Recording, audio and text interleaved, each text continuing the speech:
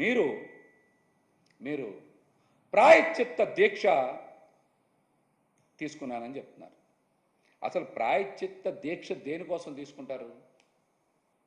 ప్రాయశ్చిత్త దీక్ష ఎవరు చేస్తారు? ప్రాయశ్చిత్త దీక్షకి అర్థమేంటో మీకు తెలుసా? కనీసం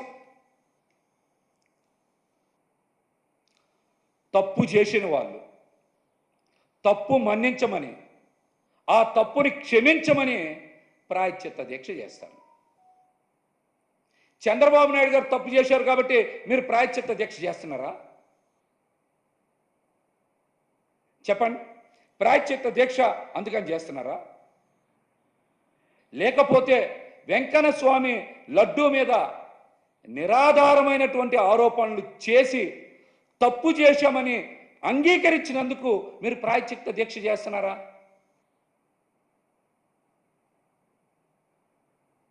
చెప్పండి. ఒక్క ఆధారమైన చూపించారా కల్తీ జరిగిందని? ఒక్క ఆధారం. మా పార్టీ అధ్యక్షులు మాజీ ముఖ్యమంత్రి వర్యులు జగన్మోహన్ రెడ్డి గారు మాట్లాడారు కదా, మీరు ఒక్కటంటే ఒక్క ఆధారమైన చూపించారా? చెప్పండి. అంటే చంద్రబాబు నాయుడు గారు చేసిన తప్పుకి మీరు ప్రాయశ్చిత్త దీక్ష చేస్తున్నారా? హిందూ ధర్మం అంటే సనాతన ధర్మాన్ని ఇంత దారుణంగా కించపరుస్తారా? ఇంత దారుణంగా కించపరుస్తారా? నిజంగా మీకు చిత్తశుద్ధి ఉంటే మీరు ప్రాయశ్చిత్త దీక్ష చేయాల్సింది ఎవరి కోసమో తెలుసా? ప్రాయశ్చిత్త దీక్ష చేయాల్సింది ఎవరి కోసమో తెలుసా? స్టీల్ ప్లాంట్ అమ్మకం చేస్తున్నందుకు చేయాలి, లేకపోతే వరదల్లో ప్రజలకు అండగా నిలబడినందుకు చేయాలి, లేకపోతే జానీ మాస్టర్ ఒక మైనర్ బాలిక మీద రేప్ చేసినందుకు చేయాలి, మెడికల్ సీట్స్ని ప్రైవేటైజేషన్ చేస్తున్నందుకు చేయాలి, గొడ్లవల్లేరులో ఆడపిల్లల వీడియోలు రహస్య కెమెరాతో చిత్రీకరించినందుకు మీరు ప్రాయశ్చిత్త దీక్ష చేయాలి. లేకపోతే అతిసారా వలన చాలామంది ప్రాణాలు ఆరోగ్యాలు ఇబ్బందులు పడుతున్నందుకు చేయాలి. పోలీసుల మీద మహిళల మీద ఇష్టానుసారం కూటమి ప్రభుత్వం అధికారంలోకి వచ్చి దాడులు చేస్తున్నందుకు ఆ తప్పుల్ని క్షమించమని మీరు ప్రాయశ్చిత్త దీక్ష చేయాలి.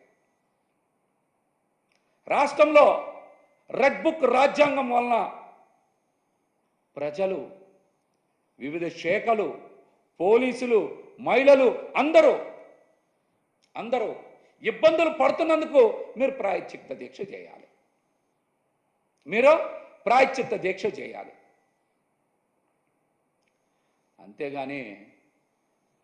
అంతేగాని ఒక నిరాధారమైనటువంటి నింద మోపేటువంటి ఆధారాలు లేనటువంటి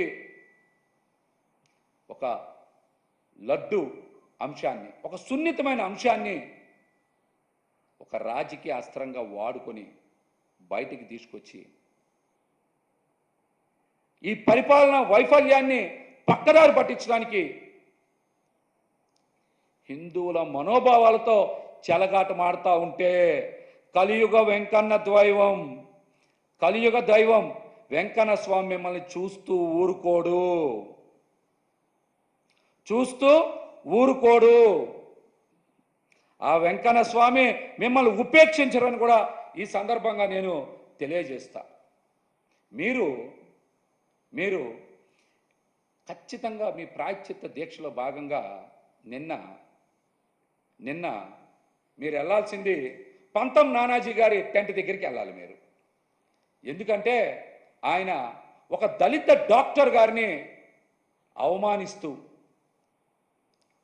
దాడి చేసి బండబూతులు తిట్టి వాళ్ళ ఆత్మగౌరవాన్ని దెబ్బతీశాను, నేను తప్పు చేశానని నేను టెంట్ వేసుకొని కూర్చున్నాడు అక్కడ నానాజీ గారు.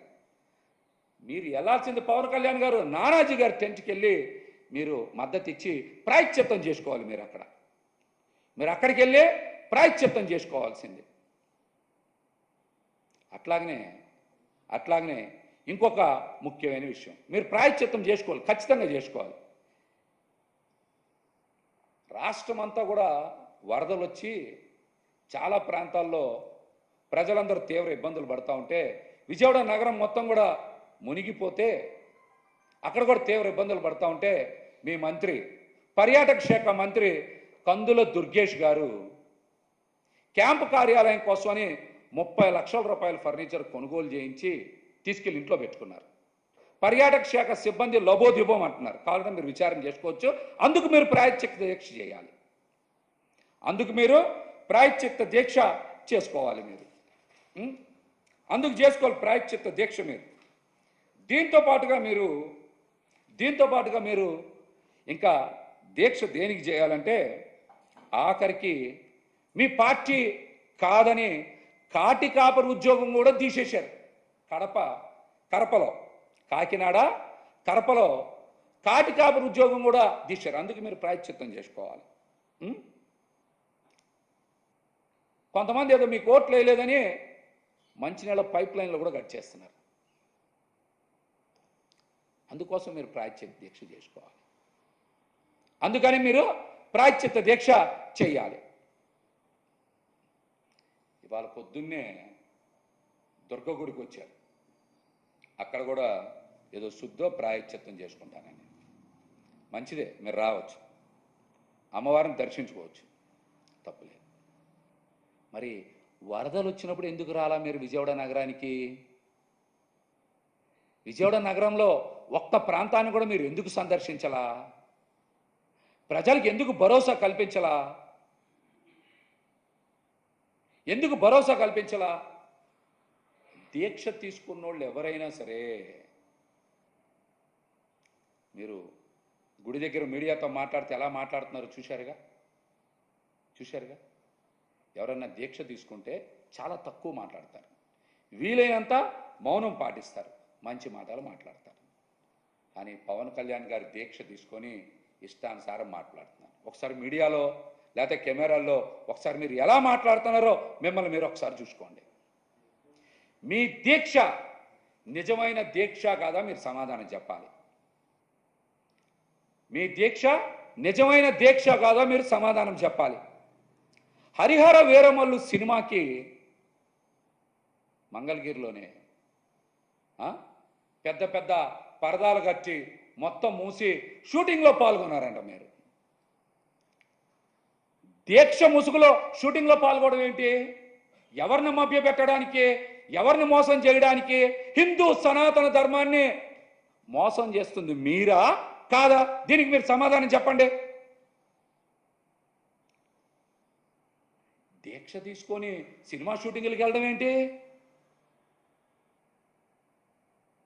మంగళగిరిలో సెట్టింగ్లు వేసుకోవడం ఏంటి? ఇదా సనాతన ధర్మం అంటే? మీరు సనాతన ధర్మం గురించి, హిందూ ధర్మం గురించి మాట్లాడతారు. మీరు మాట్లాడతారు. ముందు మీరు దీక్ష తీసుకున్న తర్వాత వెంటనే షూటింగుల్లో పాల్గొన్నారా పాల్గొనలేదు? దీనికి సమాధానం చెప్పండి. సమాధానం చెప్పండి.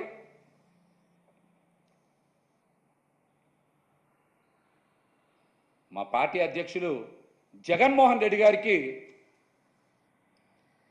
వెంకన్న స్వామి మీద ఎంతో భక్తి, నమ్మకం, విశ్వాసం ఉండబట్టి